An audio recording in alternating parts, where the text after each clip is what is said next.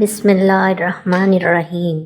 ملک عرب کے مشہور شہر مکہ اور مدینہ تھے۔ ان کا تعلق مکہ سے تھا۔ شہر مکہ کی اس مالدار اور نیک بیوی کا نام حضرت خدیجہ تھا۔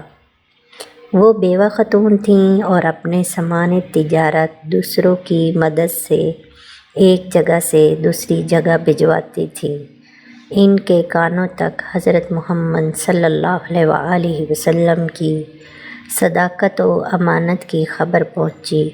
حضرت خدیجہ نے ان سے اپنا سامان تجارت بیچنے کی درخواست کی، جنہیں حضور پاک صلی اللہ علیہ وآلہ وسلم نے قبول فرمایا۔ ان کی تجارت حضرت خدیجہ کو بہت فائدہ پہنچا۔ حضرت خدیجہ نے حضور پاک صلی اللہ علیہ وآلہ وسلم کو نکاح کا پیغام بھیجا، جسے انہوں نے قبول فرمایا۔ حضرت خدیجہ رسول اللہ کی انتہائی وفادار اور محبت کرنے والی بیوی تھیں۔